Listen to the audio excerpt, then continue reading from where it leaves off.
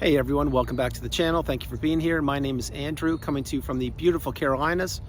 Today's topic is going to be how your health took a hit in the relationship. Think about that for a minute. Everyone, if you like the content, please like, subscribe, and share. Pay this video forward to somebody who could use it. This is an educational video. It's about understanding how the narcissistic relationship sincerely takes a massive hit on your health. Jumping right in, when you were in the relationship with the person who turned out to be a narcissist, you did not know what you were up against. You did not know that narcissism was prevalent on the planet. And most likely you thought that other people thought the way you did, and they had your best interest at heart, and they wanted to build a relationship with you, and they wanted to grow with you. Now, nothing could be further from the truth when you are in a narcissistic relationship, whether you're born into a narcissistic family, or you enter one romantically, or a friendship, or a business acquaintance, or a person in a community or organization you are and or were a part of, or a neighbor or somebody. Narcissism is all over the planet. Now we're beginning to understand that as a common ground here on earth. We are all understanding that we have to do our part and insulate ourselves these days, because ever since the internet, the advent of the internet and the smartphone specifically, the energy on the planet has shifted, and it has shifted in such a way that I can't say it's not a good shift, but I will say it's a more challenging shift. And that shift now has to include you having boundaries and understanding exactly the world we live in. All of these things I'm sharing with you, they encompass the narcissistic relationship and having boundaries, and not being a people pleaser, not being a yes person, not putting other people in front of yourself or high in the pedestal, learning how to say no, the strongest word in the English language, etc. What I'm sharing here now, this is the deep dive. When you're in that relationship with the narcissist, your health took a hit. It took a hit before you even knew it. And I will tell you, the longer you were in that relationship with the narcissist, the more concerns you had, probably mentally, physically, emotionally, spiritually, every way possible. Because when you are in a relationship with an individual who portrays themselves to be one person, but in fact they are somebody completely different, that is very challenging to understand how they could behave that way. They can behave that way because, number one, they know how you are, they know what makes you tick. Perhaps you are an empath, and if you are, God bless you. If you're not, God bless you also. But they played on your heartstrings, they played on your emotions, they played on your weaknesses that perhaps you could not even see yourself. This is something that the narcissist does extremely well. They look at the individual, who is you, and they try to figure out what you like, what your hopes are, your dreams are, your aspirations and everything. And they slowly try to dismantle these from you. They try to take them away from you. And your health is something, I will assure you, that they are trying to take from you. Now, having said that, the narcissist does not wake up every morning and say, I'm going to take somebody's health. At least that's my hope that they don't. If you have comments with that, if you read between the lines, drop comments below. But what I'm mentioning here is when you are in a relationship with somebody and you don't know what you're going to get every time the phone rings, or you receive a text, or the front door opens, or you see them, or you hear their name, this begins to take a toll on you. Now, putting narcissism on the side for a moment, let's take any healthy or stable relationship that you currently are a part of. Well, when that person texts you or calls you, you see their name on the smartphone and you get excited, and you're like, oh wow, it's this person. I'm looking forward to talking with them. This is going to be great. And I'm going to set aside as much time as I can to enjoy their company, because you know it is a drama-free, stress-free, manipulation-free conversation. That person you are now thinking of probably has your best interest at heart, and they probably were on your side or behind you when you were in the narcissistic relationship. They were probably a sounding board for you when you didn't know what you were up against, you didn't know what was going on, and you probably reached out to them, and they didn't know what narcissism was, and neither did you. But what I'm saying is, that's the kind of individual you want to surround yourself with. Someone who actually cares about you without an agenda. That is not what the narcissist is. Getting back to the thumbnail, your health took a hit in the relationship, how your health took a hit in the relationship. This is what I am trying to explain to you. When every morning you have to wake up and you don't know what you're going to get with your partner, let's say it's a romantic relationship, or a sibling, or mom, dad, someone in the household, are you going to get Dr. Jekyll, or are you going to get Mr. Hyde? You don't know, because your emotions are going left, right, and center. They're not stable. They are not level. And you have to deal with this individual for a period of time. Maybe it's your upbringing until you turn the legal age of 18. And if you were brought up in a narcissistic household, you know what I'm talking about. Share your wisdom and drop comments below. but the instability of the relationship and the uncertainty of the relationship, it takes a toll on your health, because there are times that you won't be able to sleep. Let's focus on that. When you lose your sleep or you don't have the ability to go to sleep, what does that do? Well, that begins a tidal wave of after effects. If you can't get sleep, then the next morning when you wake up, most likely you will be tired.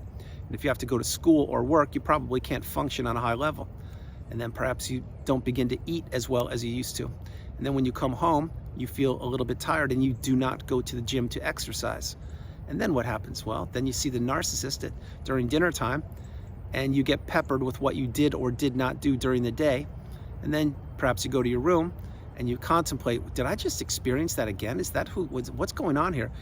And again, you don't know what narcissism is, but then you say to yourself, wow, this is really taking a toll on me. Then you stay up late again trying to figure out what that poor behavior was, or how that person doesn't have your back, or how they're not in your corner. Maybe it's even your own mom. Then what do? You can't go to sleep again. And at the less sleep you get, the less food you're eating. The less food you're eating, the less you feel like waking up in the morning, because in the morning you're super tired because you were up till 3 o'clock in the morning the night before. And then maybe you skip work that day, or you don't go to school. What happens then?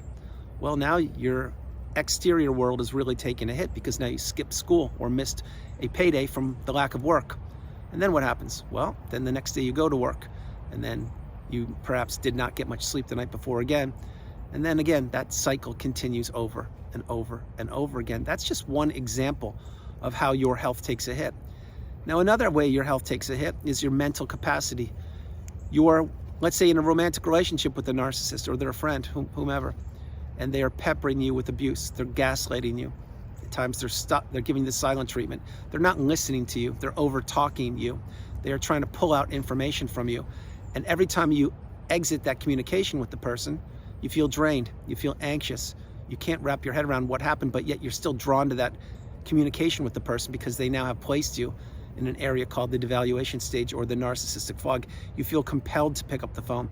You feel compelled to answer the questions. You feel compelled to give them information that they should not know about you, or your whereabouts, or what you're doing. And this is where you feel trapped. That is why when you're with the narcissist, or you're communicating with them, once they've done their work in the beginning of the relationship and they've gotten their dirty fangs sunken into you, basically they've hooked you, this is why you feel like you have to do things for them. You have to be a sounding board for them. You have to be a walking apology. You have to be an unpaid helper, etc. And all of this does what? I'll tell you what it does. It improves these circumstances for the narcissist, and it depreciates your circumstances, specifically your health.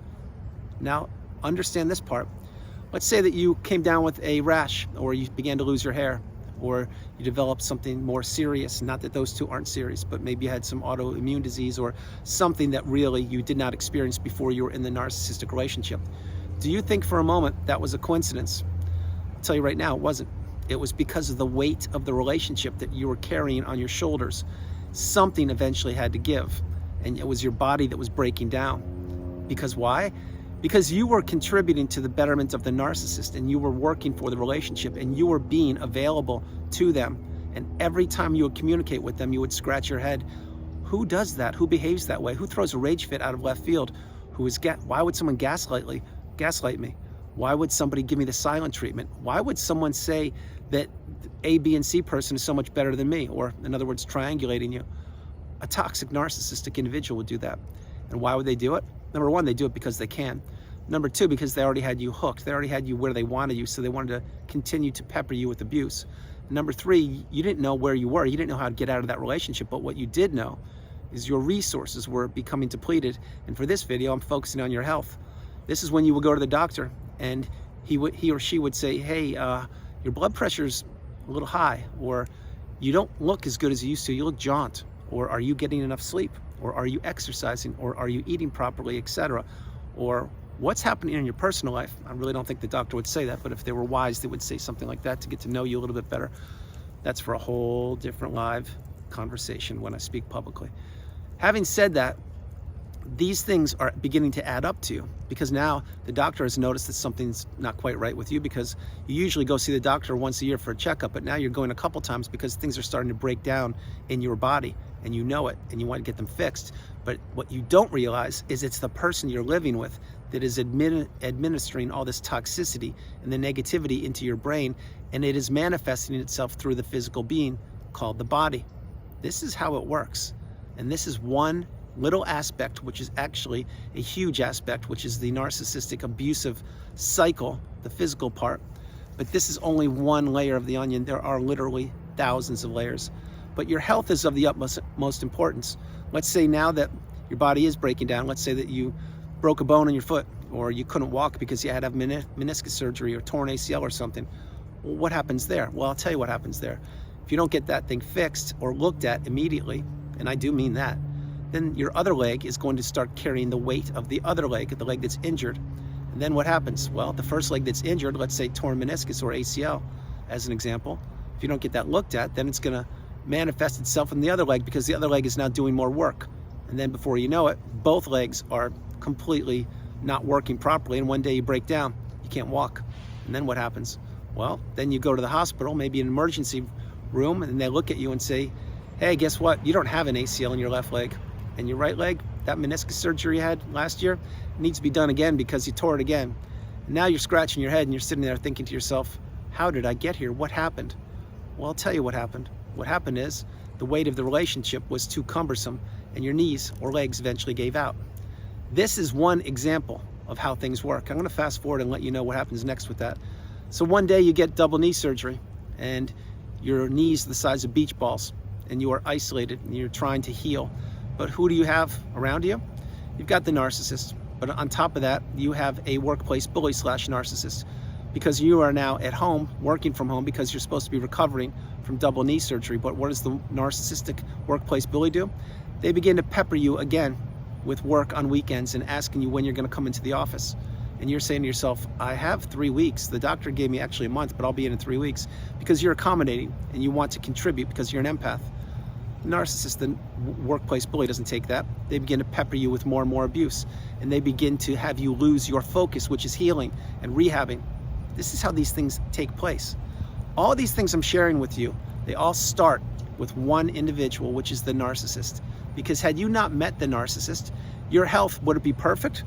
My hope is it would be, but honestly it probably wouldn't be, because each and every day we're wearing down. That's just how the body works. But when you have the pressure of a narcissistic relationship on your back, you break down more and more frequently and your health takes a massive hit.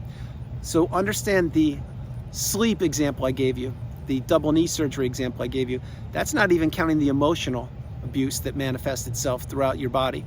Think about all the times the narcissist would make you cry or make you doubt yourself, or every time the narcissist would tell you that you're nothing, you're worthless without them, and that so many other people want to be with them, or that your mom told the narcissist that they should have never married you, things like that. All of those verbal abusive words, they add up again. And you can't unhear the words you've heard. You're not going to do that. But what do? They need to go somewhere. So where do they go? They go into your brain. And after they go into your brain, they go into your body in certain parts. Wherever that is, I can't tell you. But your body will be breaking down from the verbal abuse.